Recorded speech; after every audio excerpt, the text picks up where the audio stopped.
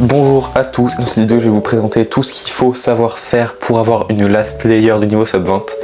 Pour ceux qui ne savent pas, la last layer c'est OLL et PLL, donc tout ce qui se passe après les F2L. Donc je vais vous donner plein de conseils, je vais vous dire tout ce qu'il faut savoir, tous les algorithmes qu'il faut savoir, et donc on va commencer par les OLL. Donc pour les OLL, moi j'en connais à peu près la moitié, un peu plus de la moitié, j'en connais 30-35 sur 57. Donc avec ça je suis largement sub 20, je suis sub 16, mais en fait ce qui pose problème avec la last layer c'est que c'est pas plus important à votre niveau. Je suis quand même obligé de dire des conseils dessus, mais en fait c'est même pas grave d'avoir une last layer qui est pas terrible. Parce que si vous faites une last layer en 8 secondes mais que vous êtes quand même sub 20, ça veut dire que vous passez moins de 12 secondes sur croix et F2L. Ça veut dire que vous avez juste à améliorer votre last layer et vous allez être beaucoup mieux dans vos résolutions. Donc en fait la last layer pour moi c'est un outil qui permet d'augmenter facilement son niveau, parce qu'il y a juste à apprendre des algorithmes, à savoir les faire vite, mais ça ne demande pas, en fait, ça demande pas d'entraînement de faire une bonne last layer. Du coup, vous pouvez juste apprendre. Par contre, à un moment, ça va être limité. Vous pouvez pas faire une last layer en moins de 2 secondes, c'est pas possible. Enfin, donc, ce qu'il faut savoir faire, c'est surtout croix et F2L, mais pour la last layer, en fait, il n'y a pas vraiment de niveau à avoir. Tant que vous savez vous entraîner sur croix et F2L, vous pouvez avoir le niveau que vous voulez. Vous pouvez même faire avec la méthode débutante sur la last layer et vous pouvez quand même être sub 20 avec ça, parce que vous êtes bon au F2L et à la croix. Par contre, une personne qui est assez mauvaise en F2L et à la croix, c'est sur ça qu'elle doit s'entraîner et pas sur la last layer. C'est pas ça le problème. Donc faut pas essayer d'apprendre des trucs trop avancés. Donc pour les OLL, moi je les connais pas tous, je connais 30 sur 35 du coup, c'est ça que je disais. Donc je connais beaucoup de cas simples. Donc les cas qu'il faut pas apprendre pour moi, c'est tous les cas, tous les OLL points. Donc où il y a juste un point. Mis à part celui-ci, peut-être qu'il peut être sympa à apprendre parce que il est pas très long et en fait c'est un cas où il y a tous les coins qui sont bien orientés. Du coup c'est facile à reconnaître. Sinon les cas avec juste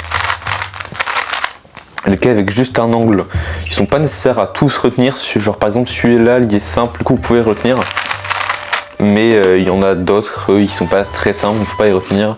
Il y a les cas aussi L comme ça. Bon voilà, les cas comme ça, je sais pas si celui-là existe, mais c'est pas grave. Donc un cas comme ça, tous les cas L qui soient dans un sens ou dans l'autre, faut pas nécessairement les connaître. Sinon tout le reste, vous pouvez plus ou moins les apprendre, à moins que j'en oublie. Ah oui, il y a les cas où il y a juste une ligne aussi. Je les connais pas, mais ils sont assez simples à reconnaître, je crois, donc vous pouvez les apprendre. Pour OLL, il faut savoir par contre être assez efficace pour le faire en tout look.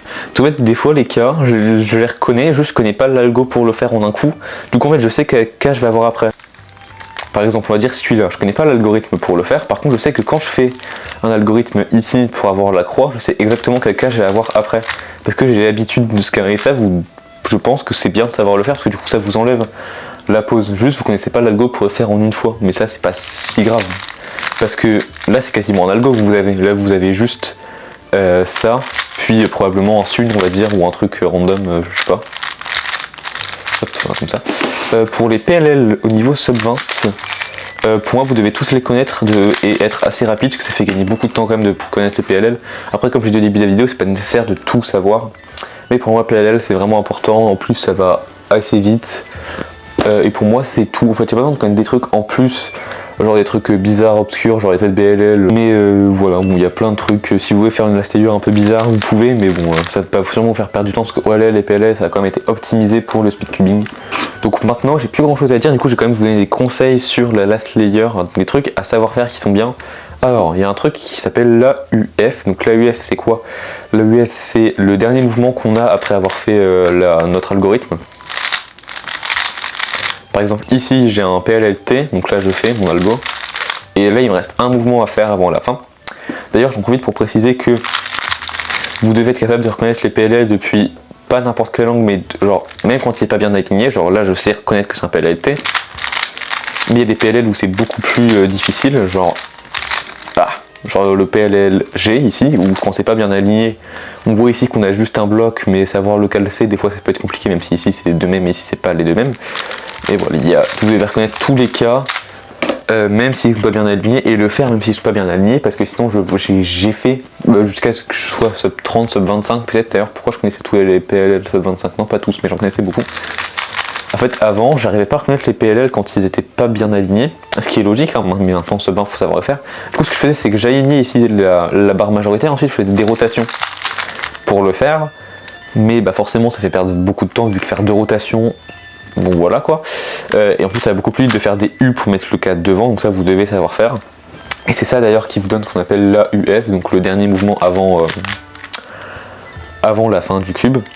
Et donc en fait il faut réussir à prévoir l'AUF. Alors il y a des cas où c'est simple, il y a des cas où c'est plus dur. Pour fait, du coup prévoir l'AUF ça va servir à pas faire de pause, même si la pause est toute petite, ben ça reste quand même une pause et ça se supprime assez facilement pour la majorité des cas. Il y a des cas où c'est dur, je suis d'accord. Par exemple ici j'ai un PLAT, c'est plus simple à reconnaître, c'est pour ça que je le mets là. Le PLAT ici on sait qu'il inverse ces deux là et ces deux là, mais on sait qu'à la fin quand on le fait il n'y a pas de mouvement complémentaire, contrairement au PLLJ qui lui à la fin si on finit juste son algorithme il faut faire ça pour remettre le K devant nous. Par exemple là si je le fais, il manque ça.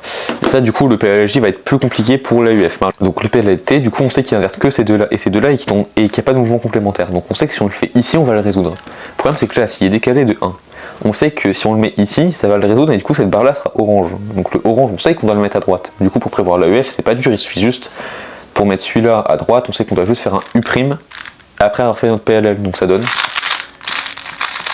il n'y a pas de pause, on s'arrête. Alors que s'il y avait une pause, on perdrait du temps. Il y en a qui sont durs, des PLL par exemple. Celui-là, faut faire attention parce qu'en fait, il fait un U2 après, celui que je viens de faire, là, celui-ci, là, PLL U. Et du coup, celui-là, il fait un U2 après. Donc en fait, quand on le fait, hop, en fait, quand on fait avec un décalage, il faut inverser. Par exemple, là, ici, celui-là est censé aller là. Du coup, je suis censé tourner ici au bout. Mais je sais que comme celui-là, à la fin, il y a un U2 quand on le fait, je vais devoir tourner dans l'autre sens. Je vais devoir faire un U'. Et voilà. Alors aussi pour l'OLL, il y a un truc qui peut aider, ça s'appelle l'edge orientation, donc connaître ce que c'est, savoir ce que c'est. Ça va permettre de skip des cas points. Je vais dire un cas point, d'accord. Le problème c'est que les cas points c'est assez embêtant, ça vous le savez. Et donc ce qui peut être bien d'apprendre, c'est juste d'apprendre ici un algo pour faire que là, par exemple, là j'aurais plus un cas point. Là j'aurais un cas, où je vais directement avoir la croix de fait. Voilà. Et du coup ça permet d'avoir un meilleur OLL forcément parce que les cas points sont meilleurs. Non, justement parce que les cas où la croix est déjà faite sont meilleurs que les cas points. Mais le problème de ça, c'est que bah, forcément il faut rajouter des mouvements. Et pour moi, ce qui peut être bien de faire, c'est juste de faire. Tu vois qu'ici qu'on n'a aucune arête qui est bien orientée. Donc par exemple celle-là elle n'est pas bien orientée, celle-là elle n'est pas bien orientée, celle-là elle n'est pas bien orientée. Et celle-là on sait qu'elle n'est pas bien orientée parce que on sait que si je monte ici, elle sera à son spot mais à l'envers, donc elle n'est pas bien orientée.